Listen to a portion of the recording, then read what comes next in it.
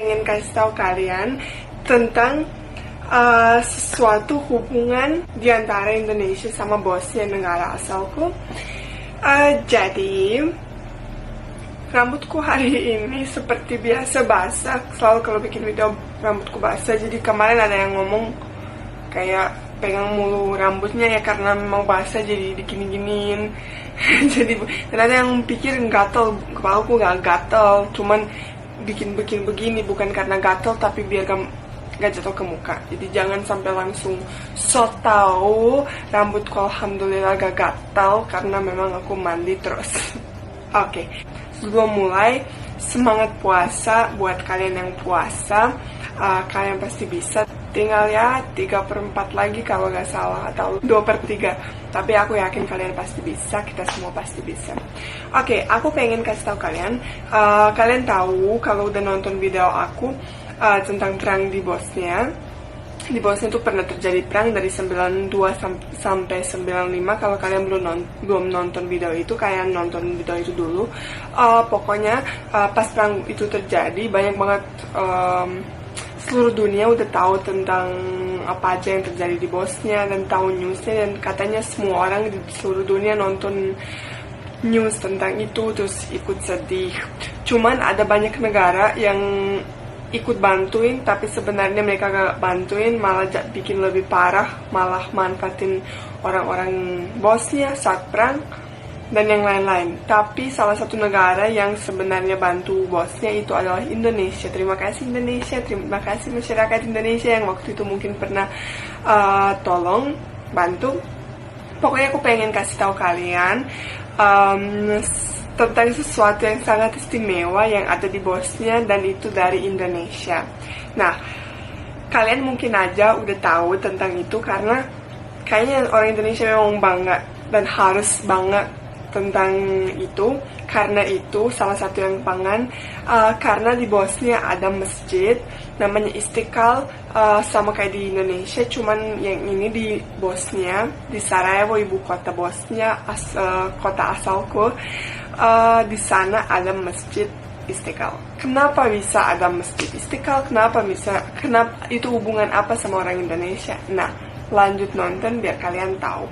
Sebelum aku lanjut, aku juga pengen kasih tahu kalian tentang Bosnian Halal House, toko onlineku. Itu sangat-sangat rame, sangat-sangat laku. Alhamdulillah, kalian tuh senang banget makan makanan Bosnia dan nyoba-nyoba makanan Bosnia. Dan aku paling senang karena banyak orang pesen ulang, jadi kayak berarti mereka tuh doyan makanannya, dan makanan Bosnia katanya enak. Jadi kalian follow Bosnian Halal House kalau belum follow.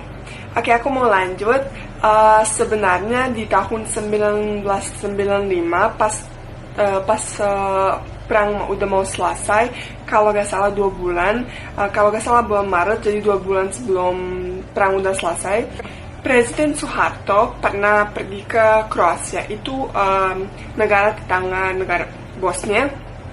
Jadi setelah dia ketemu sama Presiden Kroasia, itu Franjo Tuđman, Presiden Harto ambil keputusan buat ketemu sama orang-orang Bosnia, buat kunjungi negara Bosnia. Nah, dia tuh walaupun Bosnia lagi sedang perang dan banyak bahaya yang bisa terjadi di situ, banyak hal yang bisa terjadi yang bahaya di situ, dia tetap ambil keputusan buat datang ke Bosnia, ke Sarajevo ibu kotanya, buat kunjungi dan kasih semangat kepada masyarakat Bosnia. Nah, dan dia sebenarnya didampingi sama Moerdiono, sama Ali Alatas, diplomat senior Nana Sutresna, sama komandan grup A pasukan pengamanan Presiden Soeharto, yaitu Sjafri Jamsoedin, kalau gak salah. Kalau ada nama yang aku salah ucapin, mohon maaf ya. Mereka tuh datang, mereka tuh ambil pesawat dari Zagreb, dari Kroasia ke Sarajevo, Bosnia. Nah, yang lucu itu karena Kolonel Sjafri, kalau gak salah namanya Sjafri, dia tuh sangat cemas. Kenapa? Karena dia tuh mau kasih helm dan rompi anti peluru ke Pak Harto, tapi Pak Harto gak mau. Jadi itu sangat cemas, soalnya kan dia kolonel pengamanan Pak Harto, Presiden Harto. Jadi dia tuh sangat-sangat cemas kalau ada sesuatu. Dan pas mereka lagi naik pesawat, Pak Harto nanya, ini pesawatnya aman nggak? Terus si Pak Jafri dia bilang memang aman. Apa dia tebel banget, aku nggak ngerti tentang itu, tapi pokoknya tebel banget, jadi gak bakalan bisa kena. Dan tempat duduk juga pun udah pakai anti peluru segala macam. Jadi pas si Pak Jafri ngomong kayak gitu, Pak Harto udah bilang oke, aman aja, kamu aja pegang rompi sama helm buat kamu aja.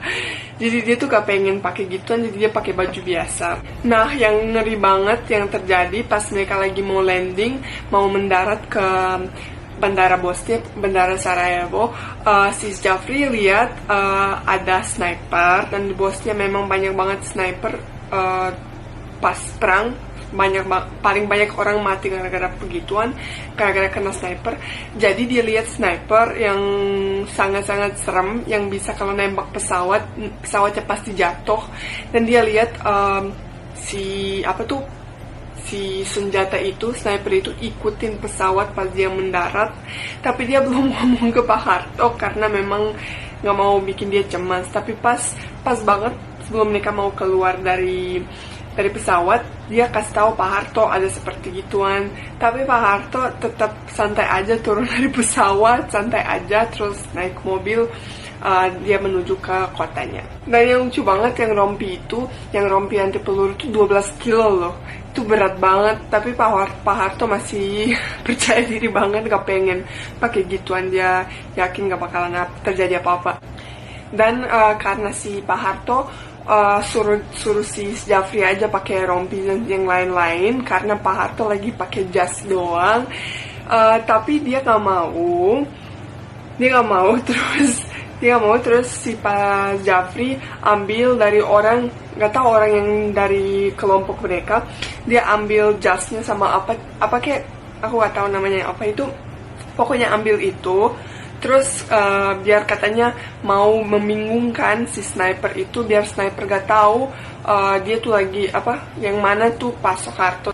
Jadi biar sniper bingung. Soalnya Pak Harto kan selalu pakai kopiah. Jadi si Jafri juga ambil kopiah dari orang, jadi biar kelihatan sama.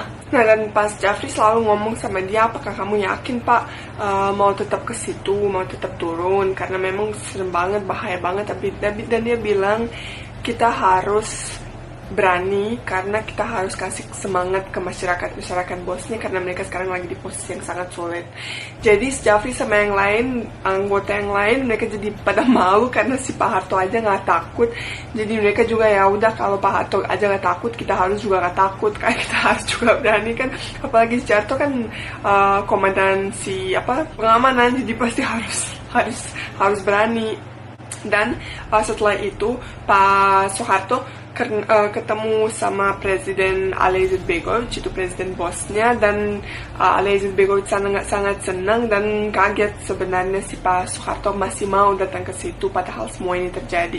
Nah, yang paling istimewa adalah Pak Soeharto sama dananya juga dari adik dia, mereka kumpulkan dana buat bangunin masjid di Bosnia, di Sarajevo, di kota asalku, di ibu kota.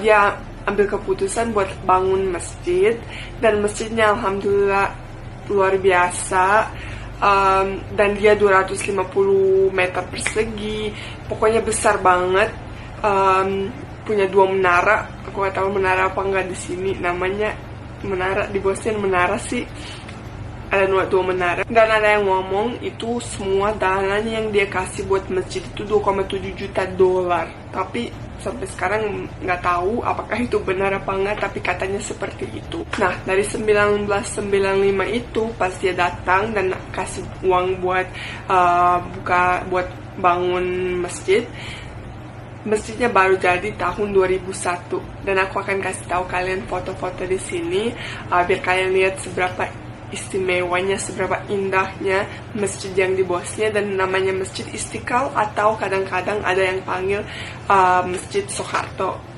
Nah, ada orang ngomong apakah yang bantuan Pak Soeharto karena politik, karena dia mau sok-sok baik, atau karena memang dia sayang banget dan kasihan sama orang bosnya, kita gak tahu. Tapi pokoknya yang apa orang bosnya tahu adalah berterima kasih banget kepada Pak Harto sama semua orang yang bantuin orang-orang bosnya pas waktunya yang sangat-sangat berat.